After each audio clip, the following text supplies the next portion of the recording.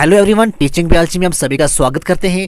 आज का जो टॉपिक है वो है वाटर क्वालिटी मैनेजमेंट। ओके, ये जो सिलेबस का यूनिट नंबर 4 है fresh water aquaculture. Fresh water aquaculture से ये टॉपिक लिया गया है, बड़ा इंपॉर्टेंट है एग्जाम पॉइंट ऑफ व्यू।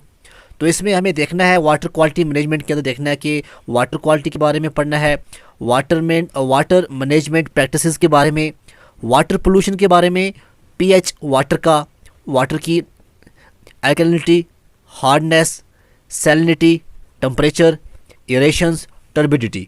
तो ये जो आप देख रहे हैं, ये जो पॉइंट्स, इंपॉर्टेंट पॉइंट्स, इसके बारे में हम इस लेक्चर में डिस्कस करेंगे। सबसे पहले जानते हैं वाटर क्या होता है, ठीक है ना। वाटर आप जानते हैं जो केमिकल सब्सटेंस है जिसका जो फार्मूला है वो है H2O, ठीक है ना। Molecules contain 1 oxygen H2O, 1 oxygen और 2 हाइड्रोजन एटम्स, और ये कनेक्ट होते हैं बाय कोवलेंट बॉन्ड, ठीक है ना। कोवलेंट बॉन्ड से ये क्या होते हैं, ये कनेक्ट होते हैं। वाटर जो होता है ये टेस्टलेस होता है, ऑर्डरलेस होता है, और ये एक अच्छा सॉल्वेंट है। इसको हम गुड सॉल्वेंट भी कहते हैं। देखिए, गुड सॉल्वेंट की अगर हम बात करें, आप जानते हैं कि सॉल्वेंट प्लस सोल्यूट जब दोनों को मिलाते हैं तो बनता है सोल्यूशन। क्या बनता है? सोल्यूशन। और एक सोल्यूशन में सॉल्वेंट ज़्यादा होता है, सोल्यूट कम होता है। ओके, ये आपको थोड़ा समझना है basic. Water can be split by electrolysis into hydrogen and oxygen. Electrolysis एक ऐसी प्रोसेस है using electricity to decompose water into oxygen and hydrogen gas. Okay, उसके बाद to a great extent the success और failure of fish culture is determined by water quality. क्या ये मछली ज़िंदा रह सकती है पानी में या नहीं रह सकती, ये डिपेंड करता है वाटर क्वालिटी। जितनी अच्छी वाटर क्वालिटी होगी, सूटेबल वाटर क्वालिटी होगी, तो फिश वहाँ पे रह पाएगी। तो फिश का वहाँ ज़िंदा रहना और फिश को पूरा सपोर्ट करना, वहाँ से ऑक्सीजन कितना मिलेगा, कौन सी फिश हमें कौन से पॉन्ड्स के अंदर या कौन से वाटर के अंदर डालनी है। ओके, और जो वाटर है, वाटर के अंदर ही जो फिश है वो एक्सक्रीट करती है। तो सबसे पहले हम देखते हैं इसका इंट्रोडक्शन। वाटर क्वालिटी मैनेजमेंट जो है is concerned with the control of pollution from human activity so that water is not degraded to the point that it is no longer suitable for intended users. देखिए, water quality management की अगर हम बात करें, इसका ऐसा है कि वाटर को पोल्यूशन से दूर रखना है, खासकर जो ह्यूमन एक्टिविटीज़ है, ऐसी एक्टिविटीज़ से हमें दूर रखना है पानी को, जिससे पानी की जो है लाइफ ख़राब ना हो सके, ठीक है ना। अगर पानी ख़राब हो जाएगा तो उसके अंदर जो भी ऑर्गेनिजम्स होंगे उनका वहाँ रहना मुश्किल हो जाएगा। The maintenance of good water quality is essential for both survival of optimum growth of culture organisms. ठीक, उसके बाद नेक्स्ट हम देखते हैं, कुछ क्वेश्चन करेंगे, एमसीक्यूज करेंगे। जैसा ऐसे क्वेश्चन एग्जाम के अंदर आते हैं, the salinity of the Arabian sea is around. क्या आप जानते हैं अरेबियन सी की सैलिनिटी कितनी है? देखिए, अगर हम बात करें जो अरेबियन सी है, अरेबियन सी की जो सैलिनिटी की बात करें, अगर हम पीपीटी में देखें तो इसकी सैलिनिटी जो होती है वो होती है 30 पीपीटी। कितनी होती है? 30 पीपीटी। तो जो पीएसयू होता है, पीएसयू से भी इसको हम मेजर करते हैं। पीएसयू होता है प्रैक्टिकल सैलिनिटी यूनिट, पीएसयू। तो पीएसयू और जो पीपीटी है इसमें कोई ख़ास डिफरेंस नहीं है, ये नियरली इक्विवेलेंट होते हैं। ओके, तो यहाँ पे 30 प्लस जो होता है ये इसका पीपीटी रहता है, तो 35 जो इसका आंसर आएगा, ये करेक्ट आंसर आएगा। उसके बाद क्वेश्चन क्या है? Sea water is commercial source of. Sea water जो है ये कमर्शियल सोर्स है किसका? यहाँ पे ऑप्शन है मरकरी, ऑस्मियम, ब्रोमाइन, गोल्ड। तो देखिए, जो सी वाटर है, आप जानते हैं सी वाटर जो है कंटेन करता है, ब्रोमाइन कंटेन करता है 65 ppm पार्ट पर मिलियंस। लेकिन नंबर 1 की बात करें, नंबर 1 आता है क्लोराइड आते हैं, ठीक है ना। क्लोराइड जो है नंबर 1 पे आता है। उसके बाद सोडियम होते हैं, सोडियम के बाद सल्फेट्स होते हैं, फिर मैग्नीज होता है, कैल्शियम होता है। लेकिन यहाँ पे हमें क्लोराइड नहीं दिया गया है, सोडियम नहीं दिया गया है, तो हमें इन 4 में से बताना है। तो इन 4 में से अगर हम बात करें तो ब्रोमाइन जो है इसका करेक्ट आंसर आएगा। Okay, when the water temperature comes down, metabolic rate क्या होती है? जब वाटर टेम्परेचर जो है डाउन हो जाता है तो मेटाबॉलिक रेट जो होती है वो क्या होती है। ओके, मेटाबॉलिक रेट की अगर हम बात करें, इसमें हमें quality of calories burned by the whole body per unit time at rest, उसको कहते हैं मेटाबॉलिक रेट, ठीक है ना। तो यहाँ पे क्या होती है, यहाँ पे सेम रहती है, इंक्रीज़ होती है या डिक्रीज़ होती है। तो ये जो है वाटर टेम्परेचर जब कम डाउन होता है तो मेटाबॉलिक रेट जो होती है वो डिक्रीज़ हो जाती है। Okay, turbidity with suspended solids can be controlled using. तो टर्बिडिटी जो होती है suspended solids can be controlled by, देखिए सस्पेंडेड पार्टिकल्स क्या होते हैं, suspended particles reduce acidity and improve fertility और ऑक्सीजन लेवल। तो यहाँ पे इसका आंसर आएगा अलम, ALUM जो है अलम इसका करेक्ट आंसर होगा, ठीक है।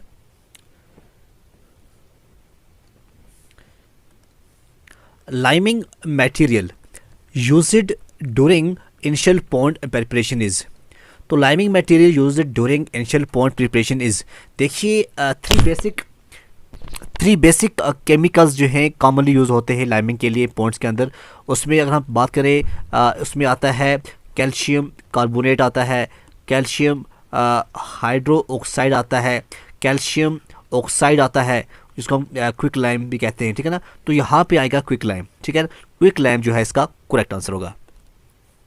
Light penetration in natural water is affected by, और लाइट पेनिट्रेशन नेचुरल वाटर के अंदर किस तरह से अफेक्ट होती है, डिजॉल्वेड सबस्टेंसेस के लिए सबस्टेंसेस से होती है या सस्पेंडेड सबस्टेंसेस से होती है, ए एंड बी या नन। तो इसका जो आंसर आएगा वो क्या आएगा, जो लाइट पेनिट्रेशन होती है वो सस्पेंडेड जो सबस्टेंस होते हैं उससे अफेक्ट होती है। तो इसका आंसर आएगा सस्पेंडेड सबस्टेंसेस। तो करते हैं हम स्टार्ट अपना जो लेक्चर है, जो लेक्चर हम लेके आए हैं वाटर मैनेजमेंट के ऊपर। इसमें सबसे पहले बात करते हैं विजिबिलिटी की, ठीक है ना। विजिबिलिटी जो है ये क्या होती है, due to the penetration of light into the water. Also देखो विजिबिलिटी क्या होती है, विजिबिलिटी होती है जो लाइट पेनिट्रेट होती है वाटर के अंदर, उससे हमें समझते हैं कि जितनी लाइट ज़्यादा पेनिट्रेट हो जाएगी वाटर के अंदर इतनी उसकी विजिबिलिटी है वो मीन्स के ज़्यादा है। इसको हम ट्रांसपेरेंसी भी कहते हैं या हम टर्बिडिटी से भी इसको हम जानते हैं। ओके, ट्रांसपेरेंसी भी कहते हैं और टर्बिडिटी भी कहते हैं। Depends upon the suspended particles present on the surface of the water. अब जो विजिबिलिटी है, visibility depend upon the suspended particles, जो सस्पेंडेड पार्टिकल्स होते हैं उसके ऊपर ये डिपेंड करती है। जितने सस्पेंडेड पार्टिकल्स ज़्यादा होंगे दैट मीन्स इतनी जो विजिबिलिटी है वो कम हो जाएगी। ओके, तो सस्पेंडेड पार्टिकल्स होते हैं वो प्रिवेंट करते हैं पेनिट्रेशन ऑफ लाइट। तो क्वेश्चन जब पूछा जा सकता है कि सस्पेंडेड पार्टिकल, जिस तरह से पीछे पूछा गया क्वेश्चन एक मैंने बताया आपको, ये जो है light penetration in natural water is affected by, किससे अफेक्ट होती है, ये आता है सस्पेंडेड पार्टिकल सबस्टेंसेस, ठीक है। इस तरह से यहाँ पे क्वेश्चन इस तरह बनेगा, जो विजिबिलिटी है विजिबिलिटी को कौन जो पेनिट्रेशन है लाइट की वो किससे अफेक्ट होती है, वो होता है सस्पेंडेड पार्टिकल्स से। More suspended particles minimum light penetration, जितना ज़्यादा सस्पेंडेड पार्टिकल्स होंगे इतनी पेनिट्रेशन जो है लाइट की वो कम हो जाएगी। Turbidity can be measured by सैची डिस्क, सैची डिस्क से हम क्या करते हैं, टर्बिडिटी को मेजर करते हैं। ये हो गया दूसरा क्वेश्चन आंसर क्वेश्चन, ठीक है। एक क्वेश्चन क्या बन गया, सस्पेंडेड पार्टिकल्स का क्वेश्चन ऊपर बन गया कि जितना सस्पेंडेड पार्टिकल्स होंगे इतना जो है पेनिट्रेशन ऑफ लाइट जो है वो कम हो सकती है, ठीक है। दूसरा क्वेश्चन यहाँ से क्या बन गया, जो सैची डिस्क है इससे हम मेजर करते हैं टर्बिडिटी को। और अगर टर्बिडिटी के बारे में पूछा गया तो टर्बिडिटी आप समझ सकते हैं, जो ट्रांसपेरेंसी होती है वाटर के अंदर, जो पेनिट्रेशन ऑफ लाइट की जो होती है उसको हम क्या कहते हैं, turbidity. Light is used by algae and phytoplanktons for photosynthesis. Okay, transparency should not be less than 20 cm. तो 20 cm से कम नहीं होनी चाहिए ट्रांसपेरेंसी जो है वो पॉइंट की। तो ये है जो आपकी स्क्रीन के ऊपर दिख रहा है, ये है सैची डिस्क जिसे हम टर्बिडिटी को मेजर करते हैं।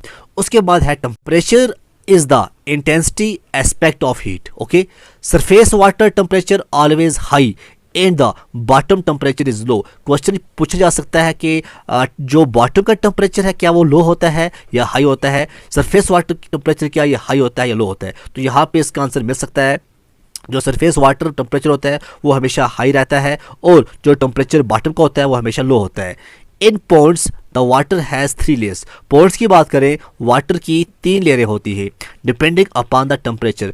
अगर हम टेम्परेचर के हिसाब से देखें कौन कौन सी लेयर होती हैं वो आप देखते हैं। पहली जो लेयर होती है वो होती है इपिलिमिनियन लेयर, ये अपर लेयर होती है। एपिलिमिनियन लेयर जो होती है ये अपर लेयर होती है। उसके बाद सेकंड आती है थर्मोक्लाइन लेयर जिसको हम मिडिल लेयर कहते हैं, और लास्ट पे जो आती है वो है हाइपोलिमिनियन लेयर जिसको हम बॉटम लेयर कहते हैं। एपिलिमिनियन लेयर नंबर 1 आती है, थर्मोक्लाइन लेयर नंबर 2 आती है, और हाइपोलिमिनियन है नंबर 3 आती है। Indian major crops require 20 to 25 degree Celsius.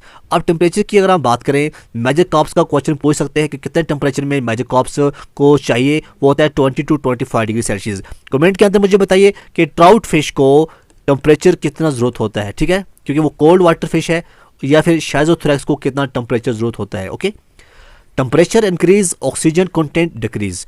जब टेम्परेचर इंक्रीज होगा ऑक्सीजन डिक्रीज होगा। तो ये क्वेश्चन भी आ सकता है दूसरा क्वेश्चन कि जब टेम्परेचर जो है वो ज़्यादा होगा तब ऑक्सीजन क्या इंक्रीज होगा या डिक्रीज होगा। तो अगर आपने पढ़ा होगा तो आपको यहाँ पे जो आंसर है वो आराम से आपको मिल सकता है। ओके, फिर है जी ऑक्सीजन। क्या है oxygen? Oxygen is the vital gas. आप जानते हो जो ऑक्सीजन है ये बड़ी इंपॉर्टेंट गैस है, used for respiration of aquatic organisms. Okay, water receive oxygen. अब पानी जो है वो रिसीव करता है, वाटर जो है वो रिसीव करता है oxygen. Direct diffusion of atmospheric air number 1। Number 2 क्या होता है? Phytoplanktons release oxygen by photosynthesis. जब फोटोसिंथेसिस होती है जो फाइटोप्लैंक्टन्स होते हैं उनसे भी ऑक्सीजन रिलीज होती है, और डायरेक्ट डिफ्यूजन भी होती है एटमॉस्फेरिक एयर से। ये वाटर जो है रिसीव करता है oxygen. For aquaculture the oxygen level should be above 5 mg पर लीटर। ये क्वेश्चन भी आपको एग्जाम में आ सकता है, तो आप लिख सकते हैं for intensive aquaculture additional oxygen should be provided by. अब क्या है, इंटेंसिव एक्वाकल्चर के अंदर जो एडिशनल ऑक्सीजन है उसको भी प्रोवाइड किया जाता है।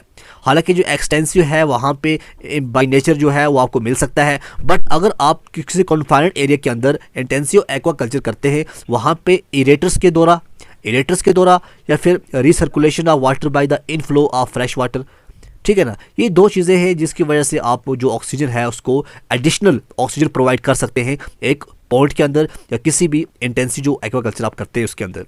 और बात करें एक्सटेंसिव एक्वाकल्चर, जो ऑक्सीजन होता है अवेलेबल होता है in nature, water is sufficient. Okay, उसके बाद कार्बन डाइऑक्साइड की बात करें, ये एसेंशियल है फॉर फोटोसिंथेसिस। कार्बन डाइऑक्साइड जो है ये एसेंशियल होती है फॉर फोटोसिंथेसिस।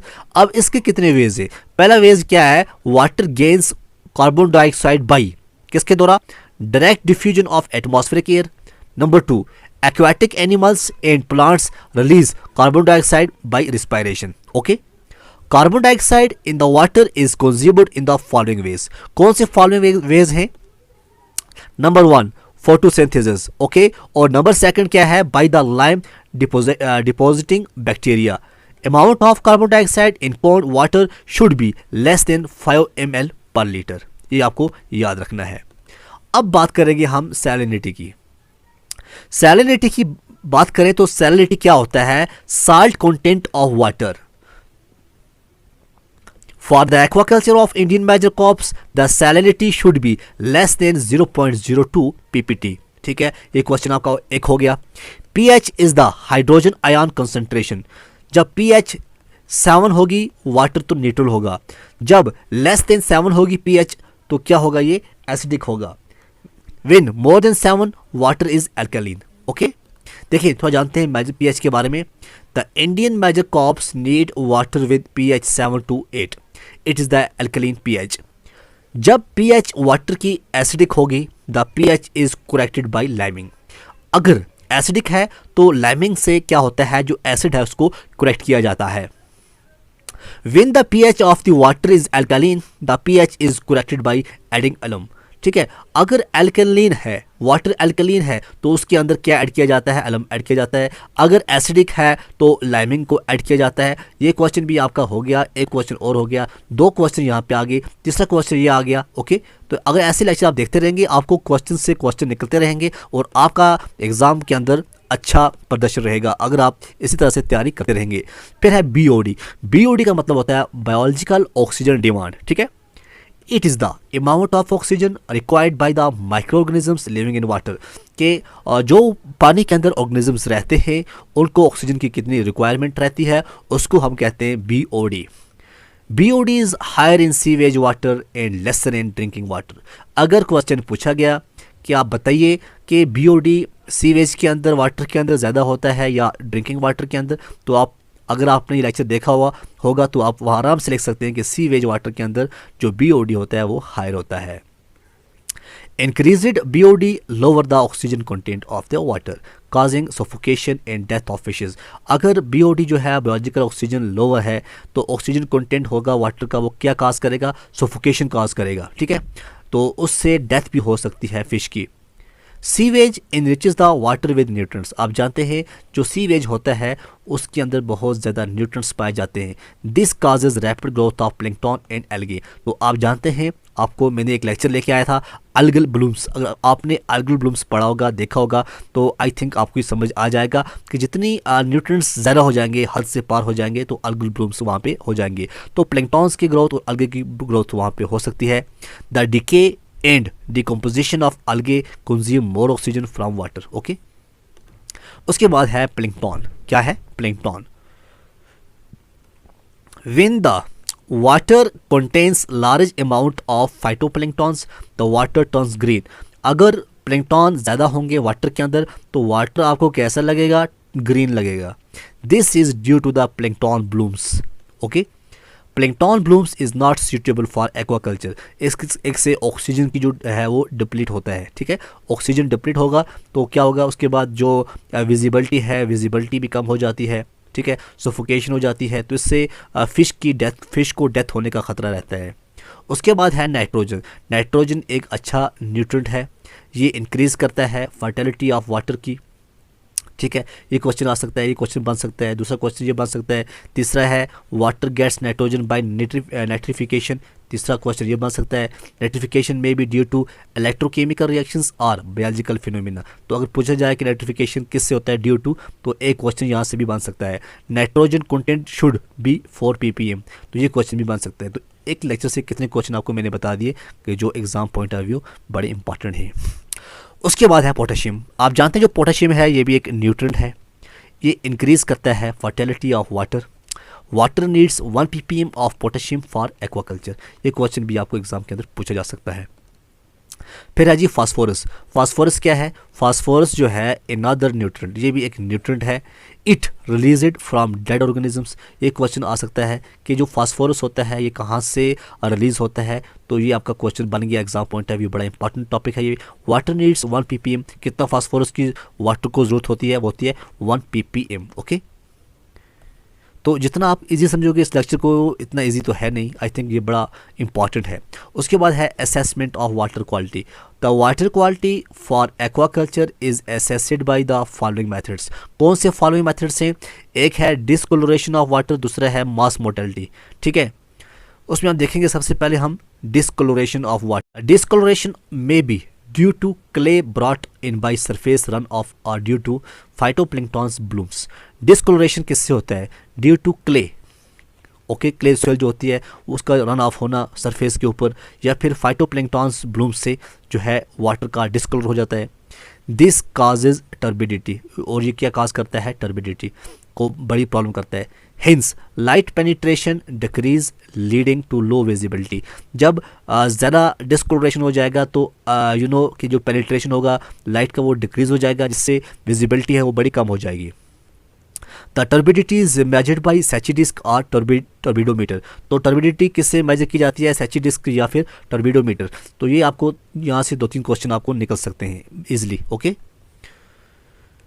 तो सबसे पहले हम देखेंगे सैची डिस्क क्या है। सैची डिस्क जो है एक सर्कुलर मेटल होता है, disc of 20 centimetre in diameters का होता है। It is painted white and black in opposite quarters. It is tied to rope.